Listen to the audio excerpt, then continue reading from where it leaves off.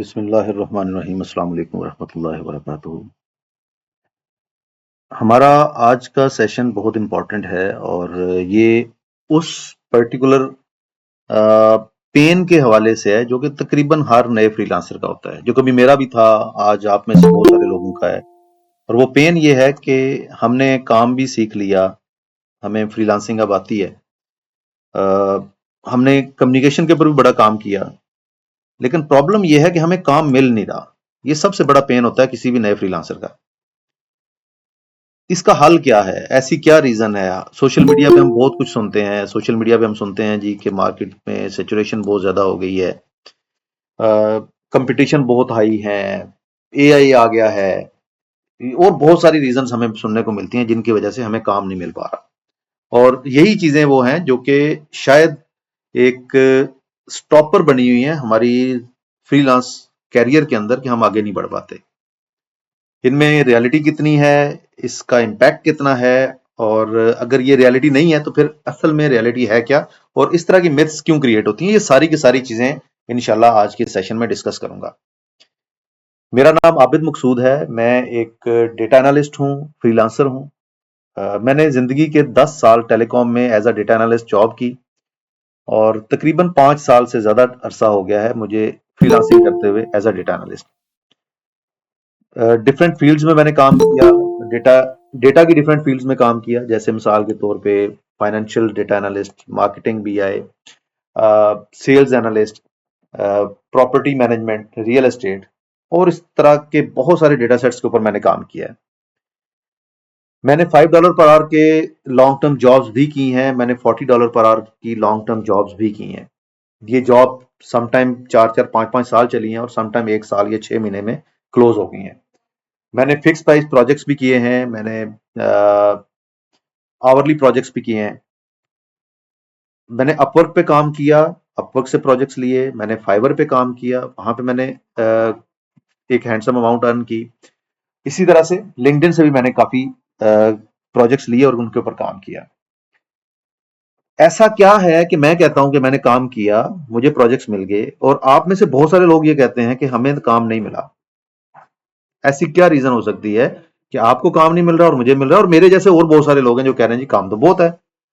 आप अगर लोगों की प्रोफाइल्स देखोगे अपनी पर्टिकुलर नीश के हवाले से, जो लोग टॉप रेटेड या टॉप रेटेड प्लस हैं, तो वहां पे 40-40 प्रोजेक्ट्स उनके पेंडिंग में जा रहे हैं, इतनी जॉब पेंडिंग में जा रही हैं। तो कैसे ऐसा हो सकता है कि एक बंदा वो क्लेम कर रहा है कि मार्केट में सिचुएशन बहुत ज्यादा है, काम कोई नहीं है, और एक दूसरा बंदा है वो 40 प्रोजेक्ट्स लेके बैठा हुआ है?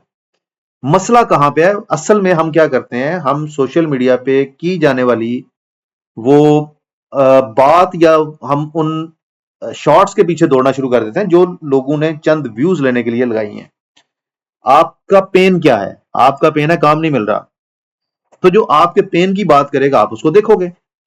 जब आप उसको देखोगे तो लोग उसके ऊपर और ज्यादा वीडियोस बनाएंगे, और अल्टीमेटली फिर हर नया आने वाला ये ज्यूम करना शुरू कर देगा कि यार काम नहीं है। अगर काम नहीं है तो सॉफ्टवेयर हाउसेस कैसे चल रहे हैं? अगर काम नहीं है तो एजेंसीज कैसे चल रही हैं? अगर काम नहीं है तो फ्रीलांसर्स कैसे सर्वाइव कर रहे हैं? आप किसी भी फ्रीलांसर को उठा के देख लें, आप उसके साथ राब्ता करें, उसको कहें यार कि मुझे थोड़ा सा टाइम चाहिए आपका, मुझे कुछ सिखा दो। किसी के पास टाइम नहीं है आपके लिए। तो वो टाइम उनका जाता कहाँ है? अगर उनके पास टाइम नहीं है सिखाने के लिए तो टाइम जाता कहाँ है? ऑब्वियसली उनके पास प्रोजेक्ट्स इतने होते हैं कि वो उनका गोल ये होता है कि हम वो काम जो $25, $30 या $40 पर आवर पे कर रहे हैं, उसके उस पर्टिकुलर काम के लिए या उस पर्टिकुलर टाइम को मैं चंद रुपयों में क्यों अपना बेचना शुरू कर दूं? मैं क्यों दूसरों को सिखाऊं?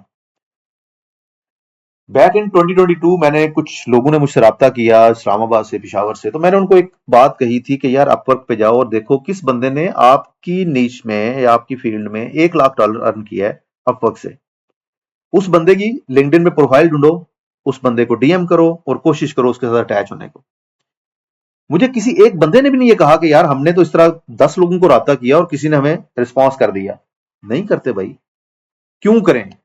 जब इतने अर्निंग कर रहे हैं तो क्यों रिस्पॉन्स करेंगे किसी बंदे को कि वो आ, अपना टाइम उठा के और दूसरे को दे दें? अभी जब मैंने आप लोगों का सेशन स्टार्ट किया, तो उसी टाइम पे मुझे भी एक मैसेज आता है मेरे क्लाइंट की तरफ से कि आप अवेलेबल हो, मुझे आपसे मीटिंग करनी है, और मैंने उसको 1 घंटे बाद का टाइम दे दिया है। और ये सिर्फ मेरे साथ नहीं, हर फ्रीलांसर के साथ होता है। लेकिन आज से 6 साल पहले, 7 साल पहले वही चीज मैं सोचता था जो आज आप सोच रहे हैं। मैं भी यही सोचता था कि जिन्होंने कमाना था कमा चुके हैं, अब किसी के लिए कुछ नहीं है। मैं भी ये सोचता था कि ये सब झूठ है, काम मिलने वाला किसी को काम नहीं मिलता। आज जैसे आप मुझे सुनते हैं और मेरे जैसे और लोगों को सुनते हैं, तब हमें श्याम सरवर को सुना करते थे कि श्याम सरवर ये कहा करता था कि काम बहुत है, काम करने वाले नहीं मिलते। हम कहते थे कि हमने ग्राफिक डिजाइनिंग सीख ली है, और वहां पे जब जाके सर्च करते हैं तो वहां पर तो 2-2 lakh, 1-1 lakh plus profile search में आ जाती हैं। तो जब 1 लाख बंदा ऑलरेडी बैठा हुआ है, तो मुझे भाई क्यों काम मिलेगा? वो तो उसको मिलेगा जो पहले पेज पे आ रहा है। ये सोच तब हमारी भी थी। अब वही बात जब हमारे सामने कोई बंदा आके करता है, तो हमें शायद बुरा लगता है कि यार इस बंदे के माइंडसेट का इशू है, यार ये बंदा शायद खुद कुछ करना नहीं चाह रहा। लेकिन जब तक, ये मैं आपको एक गारंटी से बताता हूं, जब तक आपकी जेब में पहला डॉलर नहीं आता, तब तक आपका भरोसा नहीं बनता कि फ्रीलांसिंग से आप कुछ कमा सकते हैं या नहीं कमा सकते। ये बात गारंटी से लिख के रख लें। मैं कस्में भी उठाता रहूंगा, मैं अपने प्रूफ भी दिखाता रहूंगा, मेरे जैसे 10 और आ जाएंगे, इरफान मलिक जैसे लोग आ जाएंगे, वो कहेंगे जनाब कि ये देखें, मैंने $1 million, $3 million पर ईयर कमा रहा हूं, आप भी कमा सकते हैं। तब भी आपका भरोसा नहीं बनेगा, यकीन नहीं आएगा। हाँ, हो सकता है थोड़ी देर के लिए आप मोटिवेटेड हो जाएं, आपके अंदर एक मोटिवेशन आ जाए कि हाँ जी, आबिद मकसूद ने अपनी प्रोफाइल भी दिखाई, आबिद मकसूद ने पैसे भी कमा रहा है, और उसको क्लाइंट के मैसेजेस भी हमने देख लिए, उसकी अर्निंग डैशबोर्ड भी देख लिया। थोड़ी देर के लिए आप मोटिवेटेड तो हो जाएंगे। लेकिन अगर उसके बाद आने वाले थोड़े टाइम से मेरी मुराद ये 1 महीना, 15 दिन, जो भी आपका सब्र का पैमाना जितने समय लिबरेज नहीं होता, अगर आपके पास अर्निंग नहीं आती, तो फिर क्या होगा? फिर आप दोबारा उसी स्टेज पे आके खड़े हो जाएंगे जहां पे आपने ये सोचना शुरू किया था कि मार्केट में सिचुएशन बहुत ज्यादा है, काम नहीं है, और चूंकि काम नहीं है तो हमें भी कोई नहीं मिल रहा। तो जो उस बंदे ने बातें की थी इतनी ज्यादा हमें मोटिवेट करने के लिए, वो सब फजूल थी। अब प्रॉब्लम, अगेन वापस उस पॉइंट पे आते हैं कि प्रॉब्लम कहां पे है कि लाखों लोग ये दावा कर रहे हैं हमें काम मिल रहा है, और लाखों लोग ये भी दावा कर रहे हैं काम है ही नहीं। तो जिनको मिल रहा है उनको क्यों मिल रहा है, और अगर मुझे नहीं मिल रहा तो मुझे क्यों नहीं मिल रहा? इसका मतलब ये है कि कोई ऐसी चीज मिस कर रहे हैं, कोई ऐसा गैप है जो, जिसकी वजह से मुझे काम नहीं मिल पा रहा, जो मैंने कवर नहीं किया हुआ। मैंने फ्रीलांसिंग भी, सॉरी, मैंने स्किल भी सीख लिया, अपने स्किल को बड़े अच्छे से अपने हिसाब से मैंने मास्टर भी कर लिया, और मैंने कम्युनिकेशन के ऊपर भी काम किया। मैं फ्लुएंटली इंग्लिश बोल सकता हूँ, भले मेरा एक्सेंट नहीं है। एक्सेंट की जरूरत हमें कब पड़ती है? एक्सेंट की जरूरत हमें तब पड़ती है जब हमने कॉल सेंटर के रेलेवेंट या वर्चुअल असिस्टेंट प्रॉपर्टी मैनेजमेंट या वर्चुअल असिस्टेंट एनी फील्ड का हमने काम करना हो, तब हमें इंग्लिश कम्युनिकेशन बहुत स्ट्रांग चाहिए। अदरवाइज गोरे को इससे फर्क नहीं पड़ता कि आपका एक्सेंट कौन सा है। उसको इस चीज से फर्क पड़ता है कि जो काम उससे चाहिए आप कर सकते हो या नहीं कर सकते। तो आपने दोनों चीजें सीख ली हैं, आपने स्किल भी सीख लिया, कम्युनिकेशन भी सीख ली, अब काम नहीं मिल रहा। आपने लोगों से सुना फाइवर पे, अपवर्क पे, गुरु.com, freelancer.com, people per hour, Toptal, Truelancer, इन तमाम के ऊपर जाके प्रोफाइल्स बना लो। आपने बना ली। लिंक्डइन पे बनाओ, इंडीड पे बनाओ, ग्लासडोर पे बनाओ, आपने वो भी बना ली। लेकिन काम फिर भी नहीं आ रहा। फिर गैप कहां पे है? गैप कहां पे है कि एक बंदा, उसको इतने ऑर्डर आ रहे हैं, उसे संभाले नहीं जा रहे, और एक दूसरा बंदा है उसको काम ही नहीं मिल रहा। अब जब तक हम उस गैप को आइडेंटिफाई नहीं करेंगे, जब तक हम उस गैप को फिल नहीं करेंगे, तब तक हमें काम मिलना भी नहीं है। मैं अक्सर बताया करता हूं कि मैंने तकरीबन 1.5 साल स्ट्रगल किया है। 1.5 साल के बाद मुझे पहला ऑर्डर मिला था, जब मैंने प्रोफाइल क्रिएट की है, वर्सेस जब मुझे पहला ऑर्डर मिला था। और पहला ऑर्डर मुझे कोई डेटा एनालिटिक्स का नहीं मिला, ये मुझे 3D मॉडलिंग का मिला था। माया में मैं 3D मॉडलिंग किया करता था तब, और 2 ऑर्डर मिले थे $15-15 के। और वही 2 ऑर्डर थे जो कि 2018 मई में आई थिंक मैंने प्रोफाइल क्रिएट की थी, फाइवर और अपवर्क की, और दिसंबर 2019 में जाके मुझे पहले ऑर्डर मिले थे। तो अब वो क्या गलतियां थी जो उस वक्त मैं कर रहा था, जिसकी वजह से मुझे ऑर्डर नहीं मिला, वो मुझे रियलाइज होता है जनवरी 2020 के अंदर, जब मैं किसी की अपवर्क प्रोफाइल देखता हूं, जो कि कभी मेरा स्टूडेंट था, मुझसे एक्सेल सीखा था, और मैं उससे राब्ता करता हूं और उससे पूछता हूं, भाई मुझे बताओ कि मुझे ऑर्डर नहीं मिल रहे और तुमने $10,000 कैसे कमा लिया है।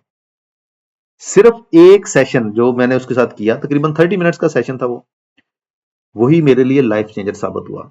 उसके बाद मुझे ऑर्डर्स भी मिलना शुरू हो गए, और एक साल में मैंने कोई $2,500 के लगभग मैंने फाइवर से कमा लिया, कोई $550 मैंने अपवर्क से कमा लिया, और उससे अगला साल मेरे लिए लाइफ चेंजर हो गया।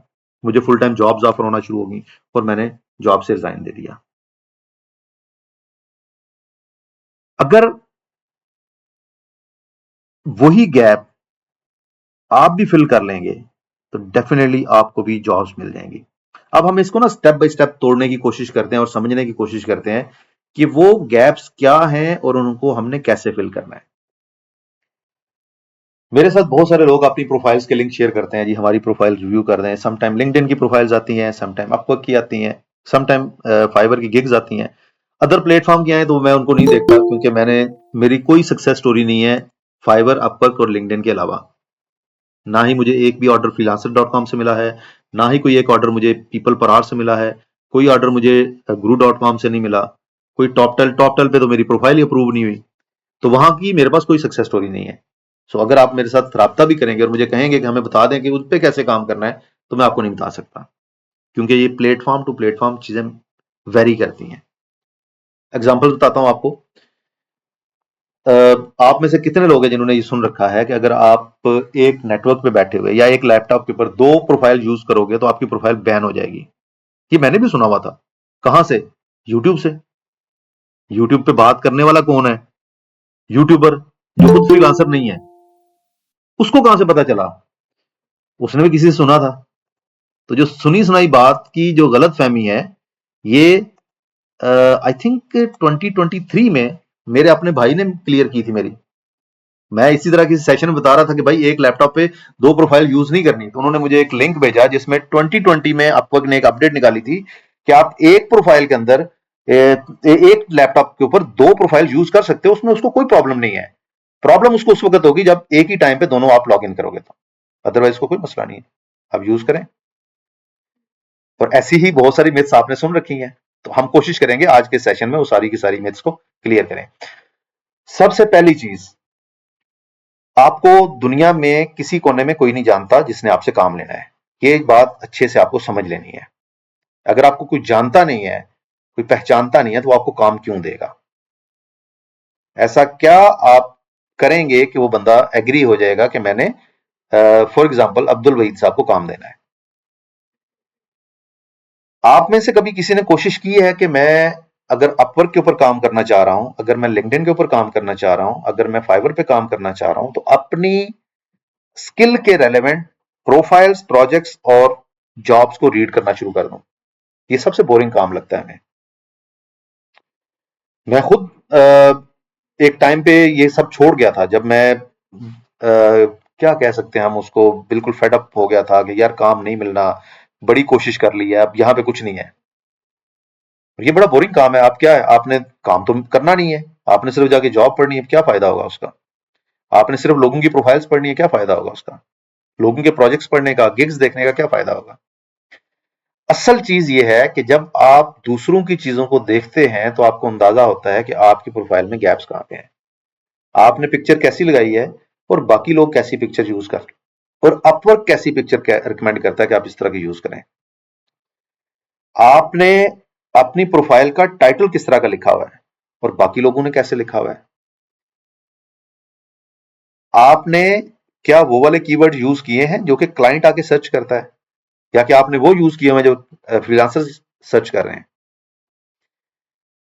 आपका जो ओवरव्यू है, ये किस तरह का लिखा हुआ है?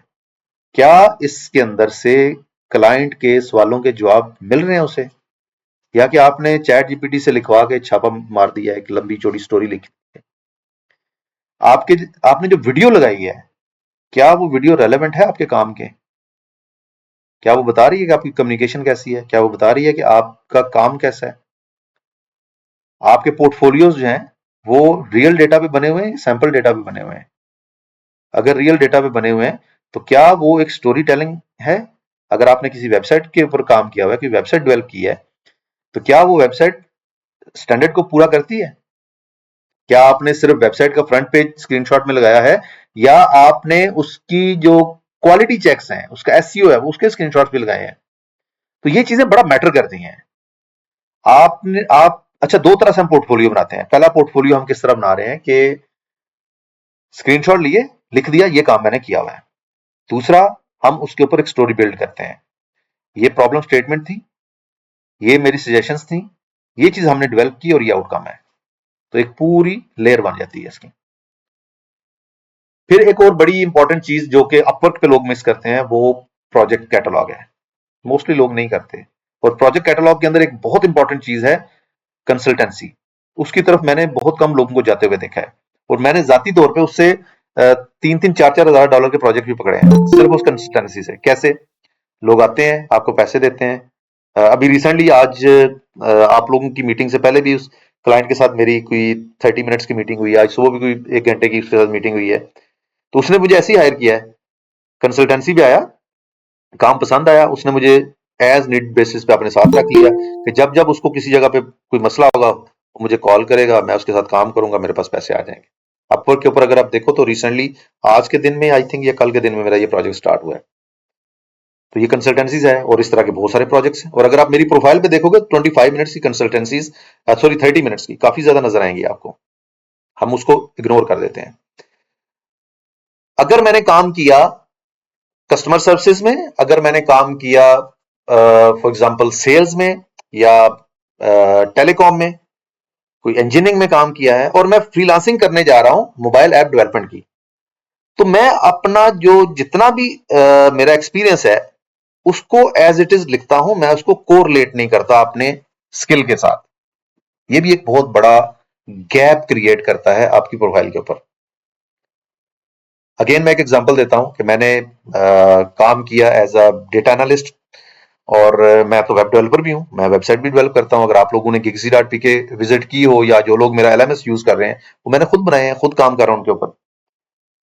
तो अगर मैं ये कहूं कि मैंने सारी जिंदगी वेब डेटा एनालिटिक्स किया है और मैं फ्रीलांसिंग करना चाह रहा हूं एज अ वेब डेवलपर, और मैं वहां पे जाके लिखता हूं कि जी मैंने, मेरा जो पास्ट एक्सपीरियंस है वो डेटा एनालिसिस का है, लेकिन अब मैं वेब डेवलपमेंट करूंगा, तो क्या कोई मुझे हायर करेगा? डेफिनेटली नहीं हायर करेगा। फिर करना क्या है? कोरिलेशन बनाना है उसके दरमियान में। भले वही लिखें, एक आध वर्ड आगे पीछे लगाना पड़ेगा ना। Web developer, web development quality inspector, थोड़ी सी चीजें आपको ऐड करनी है तो आपका वो कोरिलेशन हो जाएगी। Same goes with education. आज तक किसी बंदे से किसी ने एजुकेशन के बारे में पूछा नहीं है। आपकी प्रोफाइल के ऊपर जो कुछ लिखा है वो आपकी बात पे यकीन करते हैं। और इसी तरह से सर्टिफिकेशन, जो सबसे इंपॉर्टेंट चीज आप मिस कर जाते हैं। जब आप सर्टिफाइड होते हैं तो ये जितनी भी चीजें मैंने आपको बताई हैं, ये सारी नल एंड वाइड हो जाती हैं। अब वो आपकी सर्टिफिकेशन के ऊपर भरोसा करता है। उसको पता है अगर ये माइक्रोसॉफ्ट का सर्टिफाइड है, अगर ये सिस्को का सर्टिफाइड है, अगर ये आईबीएम का सर्टिफाइड है, तो इसका मतलब यह है कि इसने प्रॉपर एग्जाम दिया, क्लियर किया, ये काम करने के काबिल है, ये कर सकता है। तो वो आपको शायद हायर करने की तरफ ज्यादा प्रोएक्टिवली, ज्यादा बेहतर तरीके से आए। अब यहां तक तो हमने पहली चीज, पहला गैप जो है डिस्कस कर लिया कि हमारी प्रोफाइल। अच्छा, ये जो चीज मैंने बात की है ना, ये आपकी फाइवर पे भी ऐसे ही अप्लाई होगी, और लिंक्डइन, इंडीड वगैरह के ऊपर भी ऐसी अप्लाई होगी। आपकी प्रोफाइल अच्छी होनी चाहिए, उसमें पिक्चर है, टाइटल है, ओवरव्यू है, वीडियो है। और अगर हम लिंक्डइन की बात करते हैं तो लिंक्डइन के ऊपर आप पोस्ट नहीं करते। लिंक्डइन के ऊपर आपने पोस्टिंग करनी है रेलेवेंट टू योर जॉब। हम लिंक्डइन के ऊपर करते क्या है, हमने वहां पे कनेक्शन बिल्ड करने हैं जी। कैसे बिल्ड करने हैं? हैप्पी बर्थडे का मैसेज देके, वर्क एनिवर्सरी का जो मैसेज देके कि जनाब कंग्रेचुलेशन, आपका 1 साल और पूरा हो गया है, या आपको नई जॉब मिली है, congratulation. This is not the right way. अगर आपने लिंक्डइन के ऊपर काम करना है, लिंक्डइन के ऊपर अगर आपने इस सोच से बाहर निकलना है कि यहां से आज तक किसी को जॉब नहीं मिली, बड़ा सिंपल मेथड है, और मैं अक्सर लोगों को बताता रहता हूं, और मैं कोशिश करूंगा कि आज के इस सेशन में भी उसके ऊपर हम डिटेल में बात करें। दूसरी चीज होती है कि अब पहला स्टेप क्या है? प्रोफाइल हमारी बन गई, ऑप्टिमाइज होगी, किसी मेरे जैसे फ्रीलांसर से रिव्यू भी करवा ली, उसने कह दिया हाँ जी गुड टू गो है, अब आप बिडिंग स्टार्ट करें। बिडिंग के लिए पहले क्या होता था, पहले ये होता था कि हम दूसरों से टेम्पलेट्स लेते थे कि यार मुझे एक टेम्पलेट दे दो, मैं अपना नाम वगैरह चेंज करके प्रपोजल सेंड कर दूंगा, तो रिस्पॉन्स नहीं आता था, खुद नहीं लिखने की तरफ जाते थे। और अब क्या हो रहा है, अब वो काम हमने चैट जीपीटी से लेना शुरू कर दिया है, किसी भी एआई टूल को। और अच्छा, मैंने लोगों को इसके ऊपर प्रॉपर जस्टिफिकेशंस देते हुए देखा है। जब मैं कहता हूँ ना यार कि आप छोड़ो यार उसको, ग्रॉक को रहने दो या फलां जेमिनाई को रहने दो या चैट जीपीटी, वो कहता है जी फलां इससे तगड़ा है, वो तो ऐसी चीज लिख के देता है कि आपकी सोच है। ये जो आपकी सोच है ना, ये आप जैसे और बहुत सारे लोगों की सोच है कि वो एआई सबसे बेस्ट तगड़ा कवर लेटर लिख के देता है। और जब आप एक जॉब पोस्ट करते हैं और उसके ऊपर 100 प्रपोजल्स आए हैं, तो 90 प्रपोजल्स ऐसे होते हैं जो कि सारे एआई से लिखे हुए हैं, और फौरी तौर पे पता चल जाता है कि ये एआई के लिखे हुए हैं। और जो एआई का लिखा हुआ प्रपोजल है, क्लाइंट देखना भी गौरा नहीं करता, तो आपको आपका प्रपोजल व्यू भी नहीं होता। आपका प्रपोजल व्यू नहीं हुआ, आपके कनेक्ट्स वेस्ट हो गए, आपने पैसे खर्च किए हुए हैं। या अगर लिंक्डइन की बात करें, तो सबसे पहला फिल्टर हम क्या लगाते हैं, इजी अप्लाई का, क्योंकि हम इतनी तकलीफ नहीं कर सकते कि हम जाके कुछ कवर लेटर लिखें, हम कोई सीवी अटैच करें, हम उनकी वेबसाइट पे जाके अकाउंट बना के वहां पे जाके अप्लाई करें, ये तकलीफ हम नहीं कर सकते। हमें तो बिल्कुल आसान मेथड चाहिए। या तो हम लिखेंगे किसी जॉब जॉब पोस्ट के नीचे आई एम इंटरेस्टेड, और या फिर हम क्या करेंगे कि हम इजी अप्लाई पे जाके अप्लाई करते रहेंगे, और दिन में 100 फड़का देंगे अप्लाई। मैंने 100 कंपनी को अप्रोच किया है, लेकिन अल्हम्दुलिल्लाह आज भी किसी एक ने भी मुंह नहीं लगाया मुझे। तो ये हमारा एक अप्रोच होती है, ये हमारा माइंडसेट होता है कि हम किस तरह से क्लाइंट तक पहुंचने की कोशिश करते हैं। और अल्टीमेटली नुकसान क्या होता है कि हमारा टाइम वेस्ट हो रहा है, एक कीमती वक्त वेस्ट हो रहा है, और हमें काम नहीं मिल रहा। अब मैं अब थोड़ी सी एक एग्जांपल देता हूं कि रिसेंटली हमने भी हायरिंग की। जरूरत पड़ती रहती है मुख्तलिफ कंपनीज में, जगह जगहों पे जरूरत पड़ती है, सीवीज मंगवाई जाती हैं। सीवीज आती कैसे हैं, अगर मैं आपको कुछ एग्जांपल्स बताऊं तो most of the time title ही नहीं लिखा होता कि आपने सीवी भेजी किस लिए है, मोस्ट ऑफ द टाइम। तो बगैर टाइटल की सीवी कौन देखेगा आपकी। और अगर गलती से आपने टाइटल लिख भी दिया है, तो आपने ईमेल बॉडी में कुछ भी नहीं लिखा हुआ, please find attach my CV. आपकी सीवी के अंदर क्या उसने कहां जाके देखना है, अनटिल अनलेस आपने अपने बारे में अपनी सीवी के हवाले से ईमेल बॉडी में कुछ डिस्क्रिप्शन नहीं लिखी। जब आपने ये दो चीजें कर दी हैं, तो 50% काम आपका हो गया। 50% रह जाएगा आपकी सीवी के ऊपर। अगर वो रेलेवेंट टू जॉब है, तो डेफिनेटली आप हायर हो जाएंगे। हायर ना भी हुए तो एटलीस्ट आपको कॉल जरूर आ जाएगी। Same goes with Upwork proposal और लिंक्डइन के ऊपर जब आप किसी को अप्रोच करते हैं। तो अब हम टाइम कहाँ पे सेव कर रहे होते हैं, टाइम हम सेव करते हैं कि हमें कवर लेटर ना लिखना पड़े, खुद से हमारा वक्त बच जाए। और नुकसान हम क्या कर रहे होते हैं, ना सिर्फ हम अपने टाइम का बल्कि अपने पैसे का ज़या कर रहे होते हैं। अगर आप अपवर्क के बारे में जानते हैं, तो आपको अंदाजा होगा कि अपवर्क के ऊपर कनेक्ट्स बाय करने पड़ते हैं, और कनेक्ट्स के लिए आपकी जेब से पैसा जा रहा होता है, तो वो ज़ाया हो जाएगा अगर आपने अच्छे से कवर लेटर नहीं लिखा तो। अच्छा जी, अब हमने ये भी सीख लिया कि कवर लेटर कैसे लिखना है हमने। अब मैं थोड़ा सा बता देता हूँ कैसे लिखना है।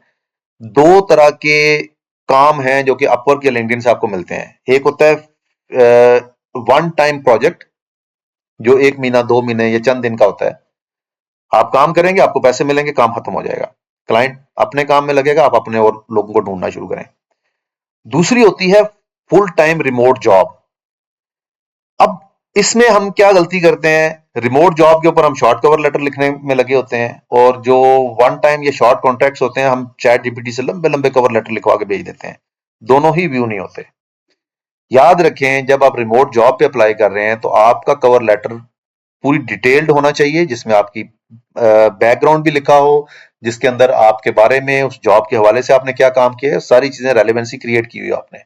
और आपने सीवी भी अटैच करनी है विदाउट कॉन्टैक्ट डिटेल्स। ये मैं दोबारा इसलिए बता रहा हूँ, कॉन्टैक्ट डिटेल्स की वजह से बड़े बड़े लोगों की प्रोफाइल्स जो है वो ब्लॉक हो जाती हैं। तो कॉन्टैक्ट डिटेल्स नहीं आपने किसी भी सूरत सीवी में डालनी। वो उसके पास आपकी अपवर्क प्रोफाइल है, यहीं पे आपको मैसेज करेगा। जो शॉर्ट टर्म टर्म प्रोजेक्ट है, फिक्स प्राइस है या ओवरली है, उसके ऊपर आपने क्या करना होता है। शॉर्ट टर्म प्रोजेक्ट के ऊपर आपने 3 चीजों को ज़हन में रख के कवर लेटर लिखना है। वो 3 चीजें क्या हैं? आपने उसको रियलाइज करवाना है कि आपने उसने जो जॉब पोस्ट की थी अच्छे से पढ़ी है और आपको समझ आ गया क्या चाहिए उसको। आपने पहले भी ऐसा काम किया हुआ है, ये आपने उसको कवर लेटर के अंदर रियलाइज करवाना है और you are the right person जो कि ये काम कर सकता है। अगर ये 3 चीजें कर ली आपने, भले आपका कवर लेटर 3 लाइनों का है, वो लाजमी आपको डीएम करेगा। ये 3 चीजें नहीं है, आप बेशक पूरी किताब लिख के भेज दें, वो देखेगा भी नहीं आपको। एक चीज याद रखिएगा, आपकी ईमेल जब किसी के मोबाइल पे लैंड करती है तो उसको नोटिफिकेशन में थोड़ा सा, एक तो उसका टाइटल नजर आता है और अगर उसको थोड़ा देखने की कोशिश करें तो चंद लाइनें नजर आती हैं। आपका प्रपोजल जब किसी भी क्लाइंट के पास जाता है तो उसको सिर्फ 2 लाइनें नजर आ रही होती हैं टॉप की। वो 2 लाइनें बताती हैं कि ये एआई से आई हुई सीवी कवर लेटर है या कि खुद मेहनत करके लिखा गया है।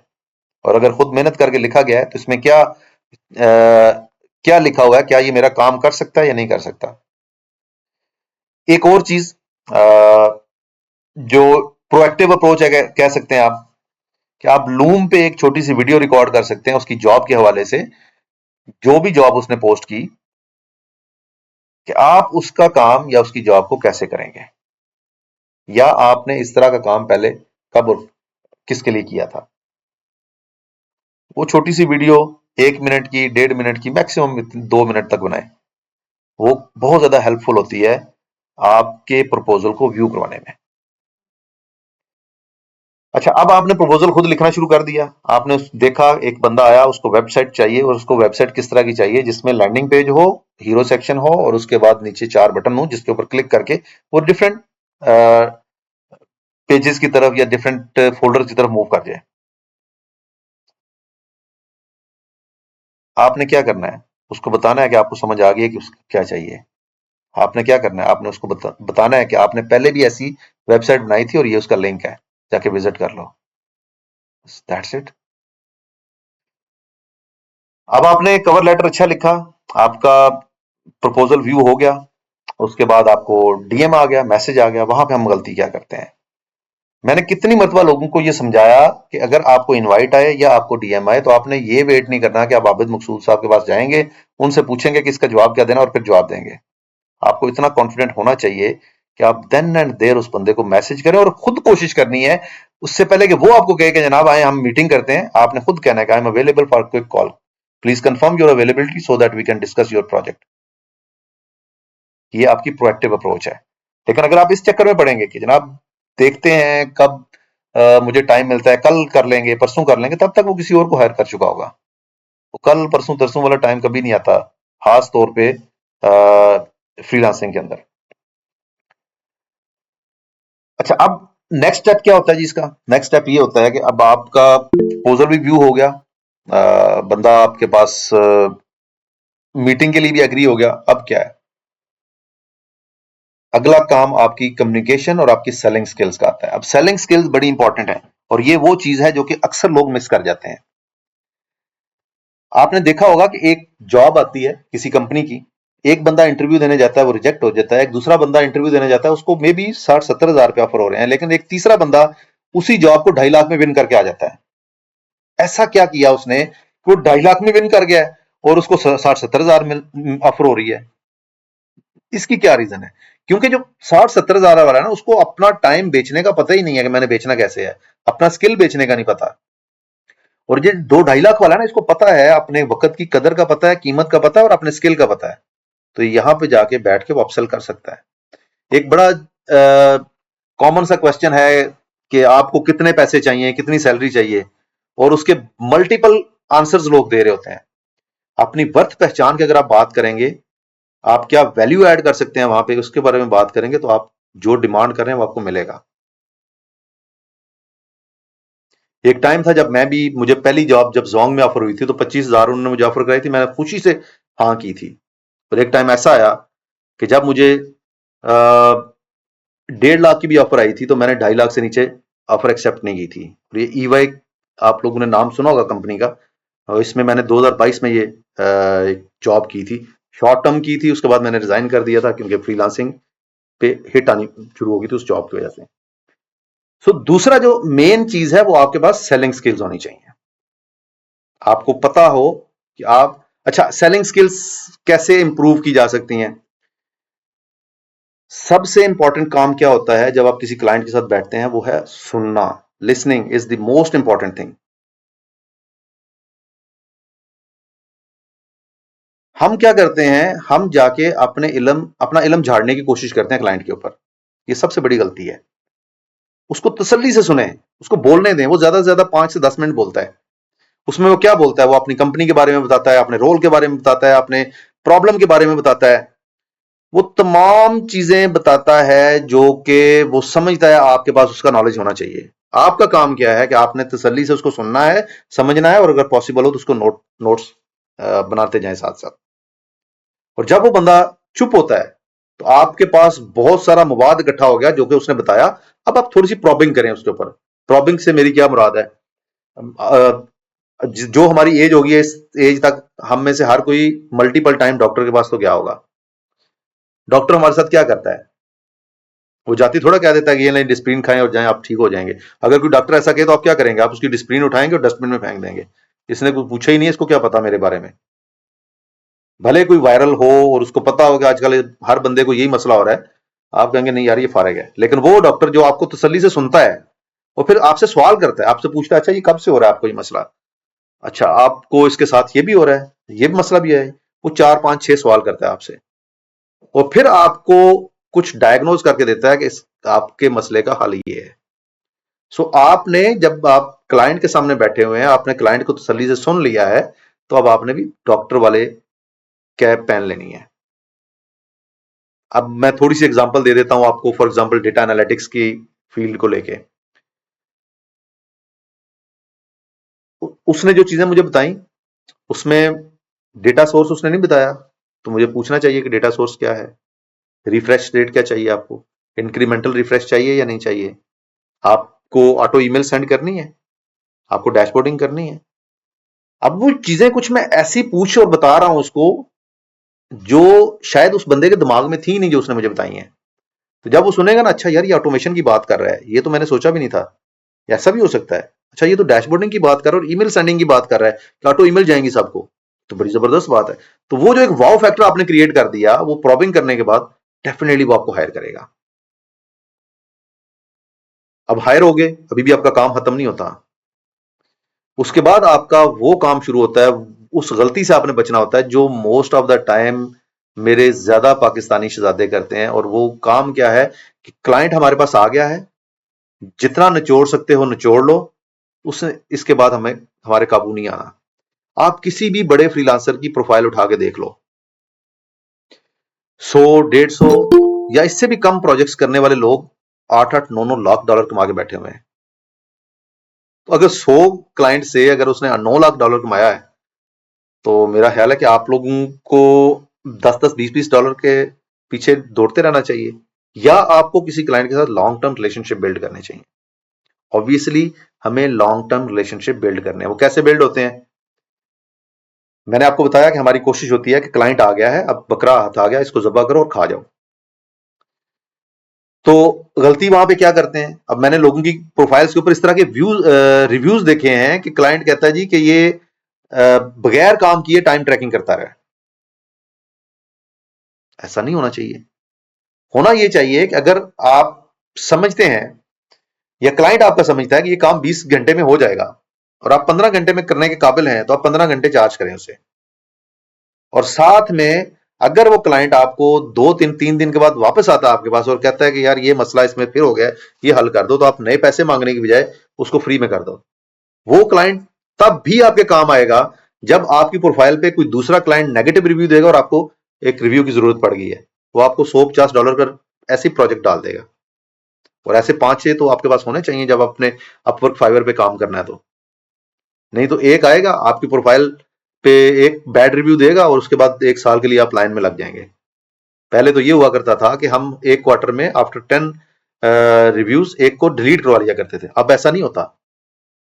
अब आप रिमूव नहीं करवा सकते, बल्कि अब तो मई में जाके स्पेशलाइज प्रोफाइल्स भी खत्म होने जा रही हैं। सो इस सारी बहस का, इस सारे जो मैंने तकरीर की है, इसका क्रक्स ये है कि हमें प्रोफाइल, प्रपोजल, इंटरव्यूज, इनमें गैप्स आइडेंटिफाई करने हैं कि मैं किस जगह पे स्टक हुआ हूं और उसमें गैप क्या है। मेरी कम्युनिकेशन का इशू है, मेरी स्किल सेट कंपिटेंसी का इशू है, मेरी प्रोफाइल में प्रॉब्लम है, या मे बी जब मैं क्लाइंट के सामने मीटिंग में बैठता हूं तो मैं बिल्कुल उसी माइंडसेट से बैठता हूं जैसे मैं किसी लोकल कंपनी में जाता हूं, जिसमें मैं एक्सपेक्ट करता हूं कि जाते ही मुझसे ये सवाल किया जाएगा, tell me something about yourself. जबकि यहाँ पे आपसे क्लाइंट ऐसा पूछता ही नहीं है कि अपने बारे में कुछ बता दो, वो पहले अपने बारे में बताता है उसका मसला क्या है, पूछता है कि आप उसका मसला हल कर सकते हैं। अगर आप कर सकते हैं तो डेफिनेटली वो आपको हायर करता है। मैं कोशिश करूंगा इस तरह के मजीद सेशन भी आप लोगों के साथ करूं, लेकिन ये सेशन डेफिनेटली तभी आगे चल सकते हैं अगर आप लोगों की तरफ से मेरे पास क्वेश्चंस आते रहेंगे। अभी मेरे पास इस ट्रेनिंग के अंदर दो तरह के लोग हैं। एक वो लोग हैं जो कि virtual assistant property management training से आए हैं, और दूसरे वो लोग हैं जो कि जेनेरिक ऑडियंस है, जो कि सिर्फ अपवर्क के हवाले से कुछ पूछने आए हैं। मैं अभी आप लोगों का यहाँ से जो माइक है वो ऑन कर देता हूँ, लेकिन आपने रेज हैंड वाले ऑप्शन पे जाना है। जिसका नाम पुकारूंगा वो बंदा सवाल पूछे, और ये सेशन रिकॉर्ड हो रहा है, डेफिनेटली उसके बाद आपको यूट्यूब पे मिल भी जाएगा। और वन बाय वन क्वेश्चन करें, एक टाइम पे सारे बोलेंगे तो मुझे समझ नहीं आएगी। तो मेरे पास सबसे पहले मोहम्मद कुर्बान बाजवा ने हैंड रेज किया है। जी कुर्बान, आप अनम्यूट करें अगर कर पा रहे हैं तो।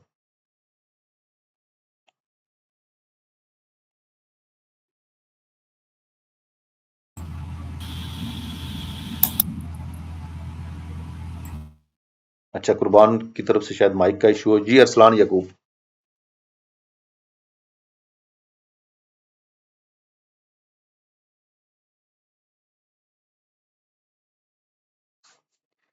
अब्दुल वहीद साहब, आप जरा माइक अनम्यूट करें, क्या आप कर पाते हैं अनम्यूट?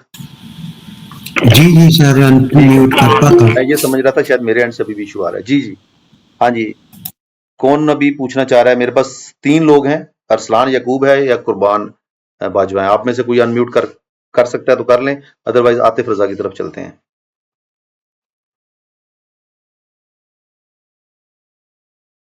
जी आतिफ। अस्सलाम वालेकुम। वालेकुम अस्सलाम वरहमतुल्लाह।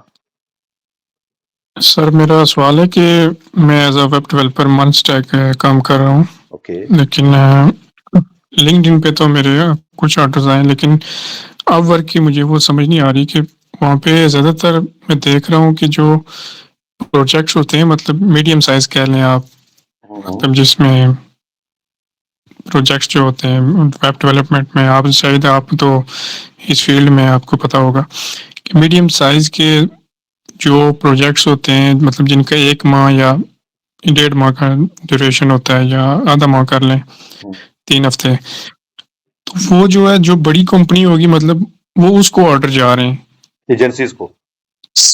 जी।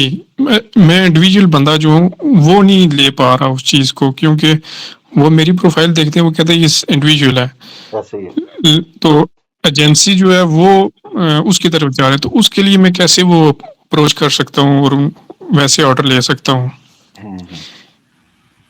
अच्छा आसिफ, इसमें ना मैं आपको सिर्फ वेब डेवलपमेंट नहीं है, मोबाइल एप्लीकेशन डेवलपमेंट भी इसमें आता है, इसके अलावा एआई भी इसमें आता है, इसके अलावा जो डिजिटल मार्केटिंग है, ये तमाम वो स्किल्स हैं जिनके ऑर्डर मोस्टली मिलते हैं एजेंसीज को हैं। बड़े प्रोजेक्ट्स जितने भी हैं एजेंसीज को जाते हैं। क्यों? क्योंकि ये एक बंदे के करने का काम होता ही नहीं है। आप मैं अगर ये दावा करूं कि यार मैं अकेला बंदा एक बहुत बड़ा जो प्लेटफॉर्म है वो खड़ा कर लूंगा, या कोई बड़ा सैस प्रोग्राम बना लूंगा, तो मैं नहीं बना सकता। कौन बना सकता है? एक पूरी टीम बना सकती है। इसलिए वो लोग सर्च करते हैं टीम्स को। तो आपको क्या करना चाहिए? सबसे पहले ये देखें, आपने स्टेप बाय स्टेप चलना है। छोटे छोटे प्रोजेक्ट्स करें। नंबर वन, $1000 तक जाएं। जब तक आप टॉप रेटेड होते हैं, एजेंसी बना लें। एजेंसी बना के अगर तो आप कुछ लोगों को ऐड कर सकते हैं तो बहुत अच्छी बात है। नहीं ऐड कर सकते तो आपके कजन्स में भी ऐसे जरूर होंगे जो कि बिल्कुल इस चीज से दूर दूर तक उनका कोई लेना देना नहीं है। आप उनके नाम पे प्रोफाइल बनाएं, अपनी एजेंसी में ऐड करें, और फिर आप देखें कैसे ऑर्डर्स मिलते हैं आपको। जी बहुत शुक्रिया सर। ये थोड़ी सी थी, मैंने सोचा शायद आपसे हेल्प लूँ। तो चले, मैं स्मॉल जो प्रोजेक्ट्स हैं उन्हीं पे रहता हूँ और इस स्टार्टिंग स्ट्रेस। कोई भी नीश है, स्टार्टिंग में आपने छोटे प्रोजेक्ट्स करने हैं, टॉप रेटेड तक जाना है, आपके पास कुछ रिव्यूज हो जाएंगे, फिर आप एजेंसी की तरफ मूव कर जाएं। चलो सही है, बहुत शुक्रिया सर। मोस्ट वेलकम जी। हाँ जी, उसके बाद आमिर रेहान, अगर किसी का अनम्यूट नहीं हो रहा ना तो प्लीज टाइप कर दें आप चैट में, मैं वहां से पढ़ के आपको जवाब दे दूंगा।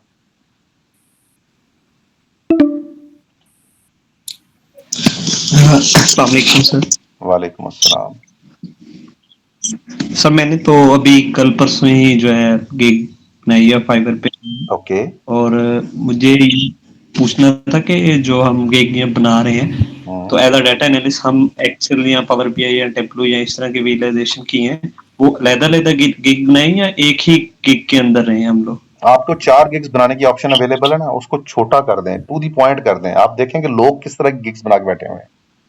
मिसाल के तौर पे एक बंदा कहता है जी कि मैं आपको वीबीए लिख के दे दूंगा, आप कहते हैं हम पूरा एक्सेल का प्रोजेक्ट करके दे दूंगा। दोनों में बड़ा फर्क है। अगर कोई वीबीए का बंदा आएगा तो आपकी बजाय उस बंदे को जाके हायर करेगा। 4 ऑप्शन है, 3 मेन होती हैं एक्सेल की, जो मेन सेग्रीगेशंस हैं, डैशबोर्डिंग, ऑटोमेशन और पावर टूल्स। 3 गिग्स तो आपकी यहीं पे बन जाएंगी। तो अलग अलग गिग्स बनाएं उसकी।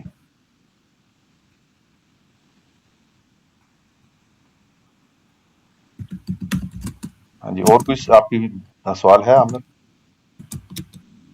नहीं सर। अच्छा, हारून का सवाल मेरे पास चैट में है। सर कम्युनिकेशन स्किल में बंदा में जीरो बंदा हो तो ये बड़ा जबरदस्त आपने सवाल किया है। मैं इसका बड़ा सिंपल सा आपको जवाब दूंगा।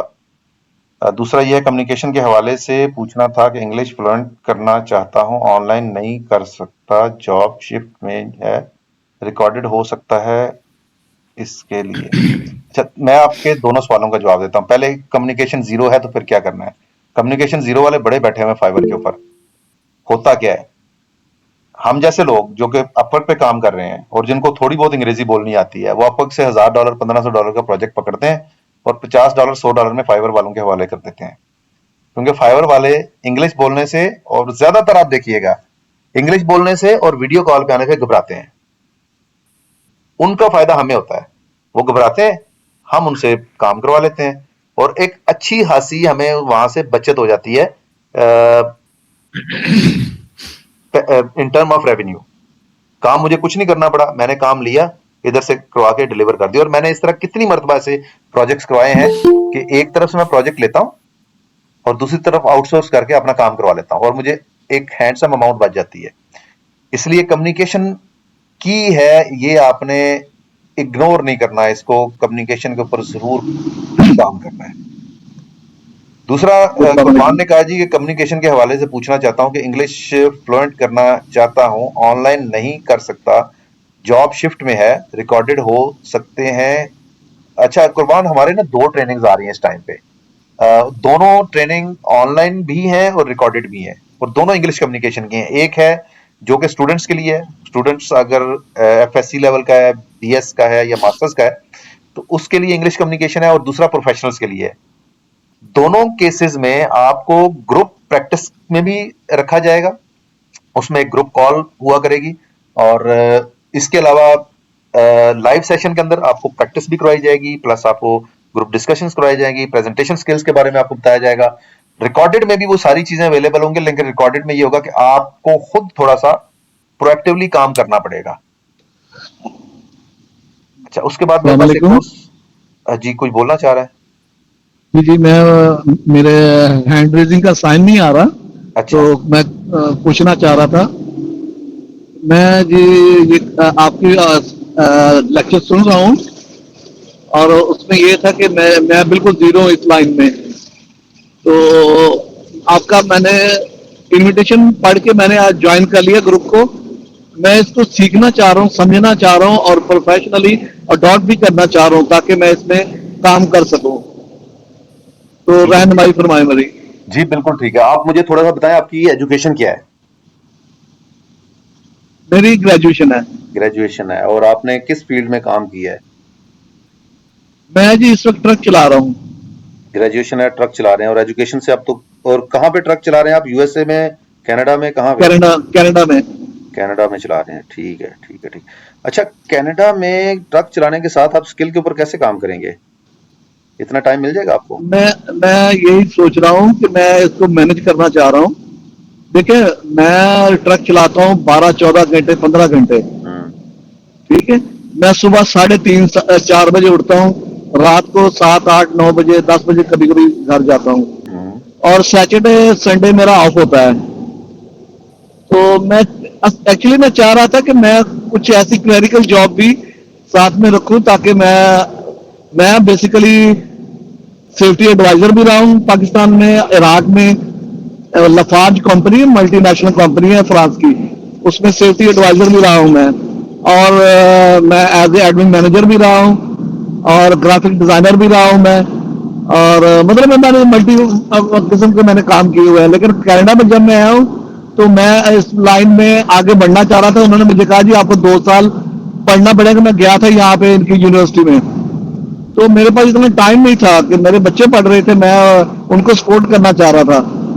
तो इसलिए मैंने फिर जो है ना, यहाँ पे जो बेस्ट वे था जिसमें अर्निंग भी हो जाए और मैं अपने फैमिली को सपोर्ट कर सकूं, मैंने ये यहाँ पे कोर्स वगैरह किया ट्रकिंग का, तो फिर मैंने इसको ज्वाइन कर लिया। तो अच्छा, अब मैं चाह रहा था एक कि सिंपल वे में एक चीज बताता हूँ।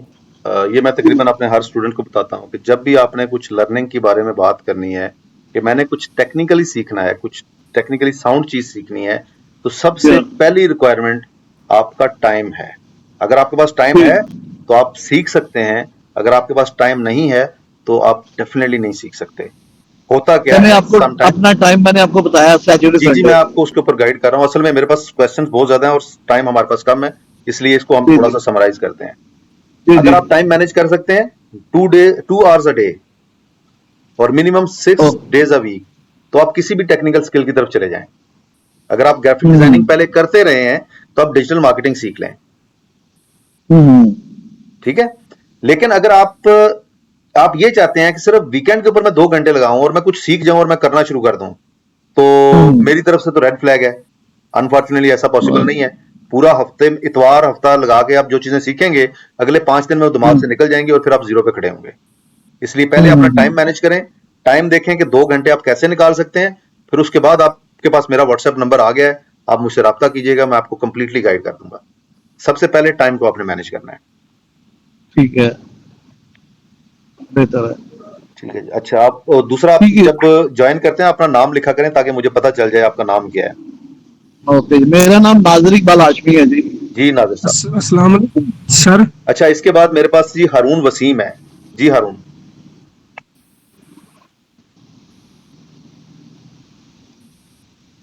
हारून अनम्यूट कर लें।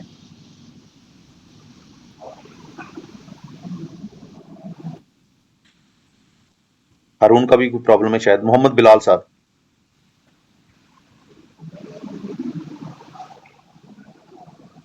नो। अस्सलाम वालेकुम सर, आवाज आ रही है? आपकी आवाज आ रही है लेकिन रेज हैंड में आपका कोई नजर नहीं आ रहा मुझे, आप कौन बात कर रहे हैं? सॉरी सर, मैंने रेस हैंड नहीं हो रहा आप मुझसे, थोड़ा रेज कर लें, मोबाइल मैं में। फिर आपकी बारी पे आता हूँ। टाइम कम है, जिन लोगों ने रेज हैंड किया हुआ है उनको जरा मैं एक दफा देख लूं। जी ताहिर अहमद साहब। जी, अस्सलाम वालेकुम सर, वालेकुम। मैं आपके पीएम की क्लास में से हूँ। जी सर मैंने पूछना था कि अपवर्क के ऊपर प्रोफाइलिंग कर ली और उसमें मैंने अपना प्रीवियस जो मेरा स्टडी का एक्सपीरियंस था, स्टडी थी, और जो वीएपीएम है उसको मैंने मर्ज करके एक प्रोफाइल बना ली। ओके। सर मैंने पूछना था कि जो बिड करनी है वो किस तरीके से करनी है, कौन सी जॉब्स के लिए मैं कर सकता हूँ, कौन सी के लिए भी नहीं कर सकता, बिकॉज प्रीवियस कोई एक्सपीरियंस नहीं है इसमें। अच्छा, इसमें ना ताहिर, सबसे पहली चीज ये है कि वीएपीएम के कॉन्सेप्ट्स आपके क्लियर होने चाहिए। गूगल वर्कस्पेस के ऊपर आपका जो ग्रिप है अच्छी होनी चाहिए। किसी एक जी या दो सीआरएम जो है उनके बारे में अच्छा नॉलेज होना चाहिए आपके पास, फिर आप किसी भी जॉब पे अप्लाई कर सकते हैं, फुल टाइम हो या पार्ट टाइम हो। लेकिन एक चीज याद रखिएगा, जब भी कोई क्लाइंट हायर करता है तो 95% केसेस में वो ये देखता है कि इसका एक्सपीरियंस है अपवर्क पे या नहीं है। अगर नहीं है तो वो नहीं हायर करेगा। फुल टाइम जॉब की मैं बात कर रहा हूँ। तो फिर आपको जी क्या करना है? फिर आपको पहले छोटे छोटे प्रोजेक्ट्स करने हैं। जैसे मिसाल के तौर पे सीआरपी आ गया, मिसाल के तौर पे आपके पास कोई वैकेंसी का कोई प्रोजेक्ट आ गया, डिलिक्वेंसी का आ गया। जी इस तरह के छोटे छोटे प्रोजेक्ट्स करके पहले आपने कोई 15-20 जॉब्स करके $1000 बना के फिर आप इस काबिल हो जाएंगे कि आप फुल टाइम जॉब पे अप्लाई कर सकें। बिल्कुल ठीक है सर। जी अस्सलाम वालेकुम। जी Ali Raza. I am audible? जी जी। ओके, अस्सलाम वालेकुम। वालेकुम अस्सलाम। अच्छा, आपकी डिस्कशन जो भी मैंने ये सेशन लिया है, इससे एक बात तो क्लियर हो गई है कि आपका अकाउंट मैटर नहीं करता कितने साल पुराना है, कितने साल नया है। मीन्स के आपको अकाउंट को 1 साल हो गए हैं, 2 साल हो गए हैं, अगर आपने आज ही अकाउंट बनाया है तो आप आज या कल में भी अपना कोई ना कोई प्रोजेक्ट एक्वायर कर सकते हैं। हाँ आपकी डिस्कशन तो मुझे ये समझ आया। जी जी। और ऐसा ठीक भी है। हो सकता है कि आपने 2 और साल पहले बनाया था और एक जॉब भी ना मिली हो। यस, वो आपके एक्सपीरियंस से पता चल गया, आपने जो बताया। यस, देन मैं ये पूछना चाह रहा हूँ क्योंकि एज मैं फ्रेशर हूँ, फ्रीलांसिंग की जर्नी मेरी फ्रेशर के तौर पे है। अभी जो मेरा फर्स्ट सेशन अपवर्क का जो मैंने ऐसे जो 1-to-1 कन्वर्सेशन कर रहा हूँ, वैसे यूट्यूब की वीडियोस ही देखी हुई है मैंने ये कहना था कि पूछना था बल्कि कि जो फ्रीलांसिंग प्लेटफॉर्म्स हैं उनमें फाइवर और अपवर्क ही टॉप 2 ऐसे प्लेटफॉर्म्स हैं जिनके बारे में इंसान माइंड बिल्ड कर सकता है। आपने भी बताया कि मैंने फाइवर पे जर्नी स्टार्ट की है, अपवर्क पे भी है, बाकी सारे प्लेटफॉर्म्स का एक्सपीरियंस नहीं है। मैंने पूछना था कि फाइवर को प्रेफरेंस दी जाए या अपवर्क को दी जाए या दोनों को एट द सेम टाइम दी जाए, एज अ फ्रेशर के लिए क्या सूटेबल है? यार फाइबर को आप इस तरह ले सकते हैं कि अगर आपको कुछ नहीं मिल रहा तो फाइबर पे चले जाएं, वहां पे जाके थोड़ा सा फेक ऑर्डर्स लगवा लें, प्रोफाइल को थोड़ा बूस्ट करवा लें और उसके बाद आपको थोड़े छोटे छोटे ऑर्डर्स आना शुरू हो जाएंगे। लेकिन फाइबर आपका किचन नहीं चलाता। 90% केसेस में फाइबर आपका किचन नहीं चलाता। 10% लोग ऐसे हैं जो कि बहुत अच्छी अमाउंट कमा रहे हैं फाइबर से भी। लेकिन अल्टीमेटली फाइबर के ऊपर जो क्लाइंट आता है ना, उसका माइंडसेट ये है कि वो सस्ते में काम करवाना चाहता है। फाइबर बनाने के पीछे एक माइंडसेट था और वो था ये कि $5 के अंदर आपका काम हो जाएगा। आल्दो के $5 ठीक से है। ज्यादा के प्रोजेक्ट्स मिलते हैं। अपवर्क जो है ये तो एक समझ लें इस सब का क्या कह सकते हैं हम, गुरु कह सकते हैं हम तमाम प्लेटफॉर्म्स का। इसका क्लाइंट भी आपको बहुत बड़े बड़े क्लाइंट्स मिलेंगे यहाँ पे, वो जिनकी बहुत अच्छी स्पेंडिंग है। तो इन दोनों को हम कंपेयर नहीं कर सकते आपस में कि को हम कहेंगे कि अपवर्क के बराबर जा सकता है। अलबत्ता स्टार्टिंग में आपको सबसे स्टार्ट लेने की कोशिश करनी चाहिए। अब जैसे अगेन मैं हिशाम सर्वर की बात करूंगा तो हिशाम सर्वर ने अपने एक लाइव सेशन में ये बताया था कि अपवर्क के ऊपर उसकी प्रोफाइल अप्रूव नहीं हुई थी, लेकिन guru.com से उसने $1 मिलियन कमाया। यस। तो वो तो फाइबर भी नहीं है, वो तो अपवर्क भी नहीं है, वो तो guru.com है। इसी तरह से मैंने freelancer.com की भी सक्सेस स्टोरीज देखी हैं, पीपल पर आवर की भी सक्सेस स्टोरीज देखी हैं, टॉप टेल की सक्सेस स्टोरीज लोगों की देखी हैं। तो आप मल्टीपल प्लेटफॉर्म्स पे जाएं जिसके ऊपर आपका काम आपको समझ में आ गया, प्लेटफॉर्म को आपकी समझ आ गई। तो ठीक है, मीन्स आपकी डिस्कशन से ये मुझे समझ आई है कि अपवर्क को प्रायोरिटी देनी चाहिए, लेकिन बाकी प्लेटफॉर्म्स को भी इग्नोर नहीं किया जा सकता। उन पर भी प्रोफाइल सेटअप होनी चाहिए और आपको ऑर्डर आ सकते हैं। ठीक बिल्कुल है। है। और सेकंड क्वेश्चन मेरा ये है कि अब चूंकि मैं फ्रेशर हूँ, मैंने अकाउंट बिल्ड करना है, प्रोफाइल बिल्ड करनी है, क्योंकि जब प्रोफाइल बिल्ड करने जाता है बंदा सारे स्टेप्स को 1 बाय 1 गो थ्रू करके जाता है कि मैं ये करूंगा। अब सारे स्टेप्स को गो थ्रू करने के बाद लास्ट स्टेप आता है कि क्लाइंट से बिलिंग कैसे लेंगे, मीन के उसके अकाउंट पैसे अपने अकाउंट में ट्रांसफर कैसे कर पाएंगे। तो उसके लिए as a fresher billing platform कौन सा सूटेबल है, कौन सा मस्ट होना चाहिए, मतलब प्रपोजल सेंड करने से पहले मतलब आपके पास कौन सा अकाउंट, फाइनेंशियल अकाउंट सेटअप होना चाहिए? अच्छा इस वक्त ना पाकिस्तान के अंदर जो मैंने यूज किए हैं, वाइज यूज करता रहा हूँ। वाइज तो अब है मेरा वैसे ही बैन हो गया है। पेनियर पे और डायरेक्टली बैंक अकाउंट में मैं पैसे मंगवा लेता हूँ। बैंक अकाउंट में मैं स्टैंडर्ड चार्टर्ड यूज कर रहा हूँ, लेकिन फैसल बैंक और जायज कैश में आपको रेट जरा बेहतर मिल जाते हैं। पेनियर में आपको अच्छे रेट मिल जाते हैं। इसके अलावा अगर आपका कोई ऐसा है रिलेटिव जो कि आपके लिए पेपाल का अकाउंट बना दे या वाइस का बना दे किसी अदर कंट्रीज में, तो आप वो भी यूज कर सकते हैं। लेकिन अल्टीमेटली आपका गोल होना चाहिए Payeer plus your bank account. Okay, it's special account or any standard chartered Faisal account or और any JS, any account. Faisal और जायज कैश की ऐप के अंदर इंटीग्रेशन है पेनियर की। तो Okay, आपको जो पैसे अपवर्क से निकाल के उधर लेके जा रहे हैं, फौरी तौर पे आप अच्छे रेट्स के ऊपर अपने बैंक अकाउंट में इंस्टेंटली मंगवा सकते हैं। ठीक है। वो श्याम साहब की आई थिंक आपने वीडियो देखी होगी, वो जिंदगी ऐप वाली, वो उसके बारे में कुछ कहना चाहेंगे? अच्छा, मैंने जिंदगी ऐप को अभी तक यूज नहीं की। जब तक मैं यूज नहीं करूंगा मैं कुछ नहीं कह सकता उसके ऊपर। ओके, ये क्वेश्चन मेरा क्लियर हो गया। और अगला क्वेश्चन है कि प्रपोजल रेशियो पर डे या पर वीक क्या होनी चाहिए एज अ फ्रेशर?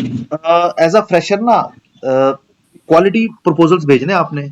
बहुत ज्यादा भेजने ठीक का है। कोई फायदा नहीं है। कुछ लोग कहते हैं जी 10 भेजो 15 भेजो तब जाके, ये सब बुलशिट है। आपका एक अच्छा प्रपोजल भी व्यूज में आ सकता है और आपके 10 बैड प्रपोजल भी इग्नोर हो सकते हैं। तो आप अगर ये कंसीडर किया जाए कि आपके सारे प्रपोजल्स ही अच्छे हैं तो फिर अच्छे रेशो होने क्या है? चाहिए। आप अच्छा, अब आपने करना क्या है, आप फिल्टर लगाएंगे, अपना बजट देखेंगे मैं कितना अफोर्ड कर सकता हूँ, उसी हिसाब से आप भेजेंगे प्रपोजल। मेरी अपनी प्रैक्टिस ये है कि मैं मंडे ट्यूसडे वेडनेसडे और थर्सडे ये 4 दिन प्रपोजल भेजता हूँ। फ्राइडे सैटरडे संडे मैं किसी भी जॉब पे बिड नहीं करता। Okay okay